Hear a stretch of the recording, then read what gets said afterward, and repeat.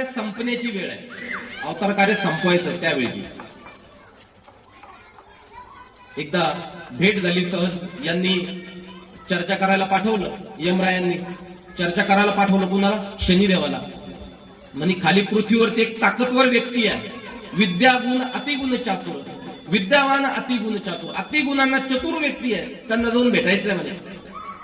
त्याच्यामध्ये 7.5 उसळ म्हणे थोडीशी हनुमंतामध्ये. आता शनिदेव आले, हनुमंताच्या समोर प्रकट झाले. म्हणले हनुमंता 7 वर्षासाठी 7.5 वर्षासाठी मी प्रवेश करतोय तुझ्यामध्ये. आज्ञा कुणाची? यमाने दिली म्हणजे आज्ञा. प्रवेश करायचा आहे. कुठे बसू तेवढं सांग. डोक्यात बसू, हृदयात बसू, पोटात बसू, हातात बसू, पुढे बसायचं ते सांग. एवढी परवानगी मी तुला देतो. हनुमंतराय म्हटले बघ, डोक्यात तर तुला बसताच येणार नाही, तिथे अगोदरच रामचंद्र आहे. हृदयातही बसता येणार नाही, तिथेही रामचंद्र आहे. मुखेमध्ये बसता येणार नाही, तिथेही रामचंद्र आहे.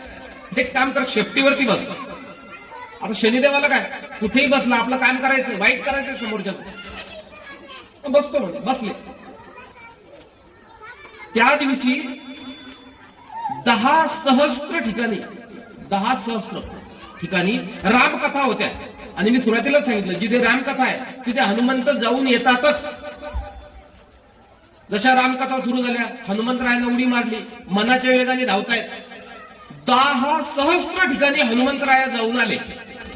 आणि सगळं संपल्यानंतर जेव्हा मूळ जागेवरती येऊन बसल्यानंतर शनिदेव गार. त्यांना कुठे इतका वेग होता? बसले, शेपटीमध्ये अडकले, धावतायत त्यांच्या बरोबर. 2-3 तासामध्ये परत आल्यानंतर शनिदेव गार शेपटीतून बाजूला उडी मारली आणि सांगते हनुमंतराया, तुझे राम आणि तू दोघं एकमेकाला धन्य आहे. मी तुझ्या शेपटीवर नाही, मी कुठेच बसू शकत नाही. अरे मी तर गार झालो 2 तासामध्ये. 7.5 वर्ष मी कसा राहणार आहे तुझ्यासोबत? शक्य नाहीये. मग हनुमंतराय त्याला म्हणतात, ज्यावेळी रावणाने तुला बांधून ठेवलं होतं पायापाशी, मुक्त करण्याचं काम मीच केलं होतं. वडिलांना ज्ञान शिकवतो का? असा भाग आहे. कशाला शिकवतो? जा. हनुमंताच्या याच्यातून निघून गेले. यमरायाला सांगितलं, हनुमंत जोपर्यंत तिथे आहे ना रामचंद्रांसोबत, कुणीच रामचंद्राचं काहीच बिघडू शकत नाही. अवतार कार्य संपत आलेलं आहे बघा.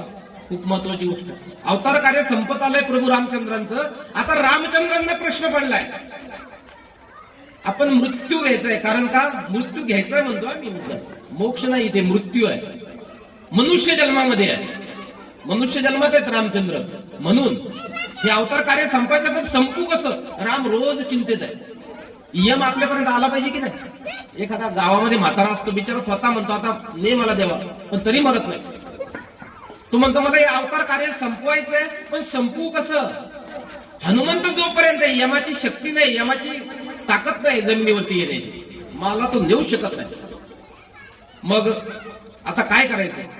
विचार विनिमय झाला आणि एक मार्ग सापडला. रामांनी हनुमंतरायाला एक अंगठी दिली होती, आठवतं?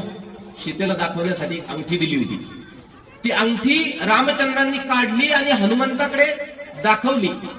हनुमंत, ही अंगठी एका ठिकाणी पोचवायची आहे असं ते म्हणले. आणि त्यांनी हातातून अंगठी खाली सोडली. ज्या ठिकाणी सोडली, तल, पाताल, भूतल आणि त्यानंतर तलातल असे जे तल आहेत, पडल्याबरोबर तिथे जमिनीमध्ये भेग होती मोठी, त्या भेगेमध्ये पडली. अंगठी पुढे गेली माहितीच नाही. रामचंद्र म्हणले, अरे ती अंगठी पडली, शोध कुठे येतात? शोध कुठे गेली ती अंगठी? आणि ती अंगठी शोधण्यासाठी हनुमंतराया सूक्ष्म रूप धारण केलं, सूक्ष्म. आणि त्या अंगठीच्या पाठीमागे ते पृथ्वी तलामध्ये घुसले. खोल, अंत लागत नाही इतक्या खोल ते जात आहेत. शेवटी तिथे नागलोक लागला, नागलोक. त्या नाग लोकांमध्ये नागाचा राजा त्या ठिकाणी बसलेला होता. हनुमंतराया तिथे गेले. हनुमंतरायाला त्यांनी विचारलं, हनुमंतराया तुमच्या शक्तीला मी जाणतो, पण एक सांगा तुम्ही आले कशासाठी? म्हणे प्रभू रामचंद्रांची अंगठी इथे पडलेली आहे, मी ती अंगठी घेण्यासाठी आलो. पण हे नाटक होतं. जसे राम हनुमंतराया ती अंगठी शोधण्यासाठी जातील, तोपर्यंत यमाला येण्यासाठी वेळ भेटेल. म्हणून हनुमंतराया खाली गेले, नागाने हात जोडले, सांगितलं, हनुमंता अंगठी इथे आहे, पण तशा किती अंगठ्या होत्या माहितीये?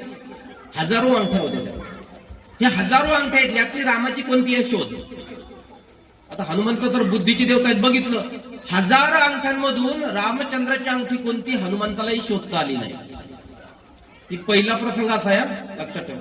पहिला प्रसंग असा येतो, या प्रसंगामध्ये हनुमंताला अंगठी शोधता आली नाही का, त्या सर्वच्या सर्व अंगठ्या रामचंद्रांच्या होत्या.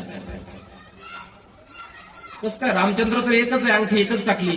ज्या ज्या वेळी प्रभू रामचंद्र ही पृथ्वी संपून जाईल, नव्याने पृथ्वी तयार होईल, परत रामचंद्रांचा जन्म होईल, अशी हजारो घटना अगोदर घडलेल्या आहेत. लक्षात ठेवा, हे काळ परत परत येणार आहेत. मग त्या नागाने सांगितलं की रामचंद्रांचे सुद्धा हजारो अवतार झालेले आहेत. रामचंद्रांचे हजारो अवतार झालेत अगोदर.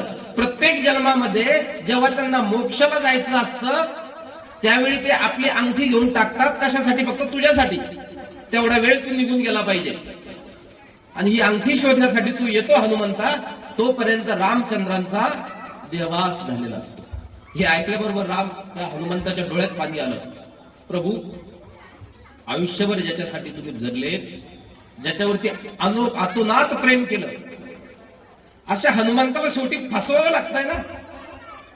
आई वडिलांचं हेच असतं, बाजारला जायचं, छोटं बाळ आहे आपलं, बाजारला जायचंय, ऊन नाही लागलं पाहिजे. त्याला फसवायचं का, आपल्याला फसवायचं नसतं. त्याला ऊन नाही लागलं पाहिजे, गर्दीमध्ये तो आला नाही पाहिजे, खाऊ मागतो म्हणून नाही, त्याची दैन होऊ नये म्हणून. मग त्याला फसवतात. जर शेतामध्ये आजी आलेलो वाढलेत बघ त्यांना, तर आजीला बघायला गेला तोपर्यंत आपण बाजाराला निघून गेलेलो असतो. हे जे आपण आपल्या प्रेमाने छोट्या मुलांना फसवतो, तसं प्रत्येक जन्मामध्ये रामचंद्र हनुमंतांना फसवतात. ती अंगठी त्या पाताळ लोकात टाकतात. ती शोधायला हनुमंतराया गेले की तोपर्यंत वापस आले की रामचंद्र हे वैकुंठाला गेलेले असतात. वैकुंठाला जातात ना, वैकुंठाला जातात का.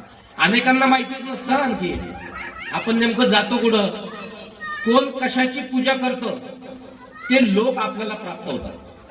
आयुष्यभर जर महादेवाची पूजा केली आणि आपल्याला महादेवाचं नामस्मरण करताना मृत्यू आला तर आपण कैलास लोकांमध्ये जातो, कैलासवासी होतो. कैलास लिहिलं जातं पुढं काय.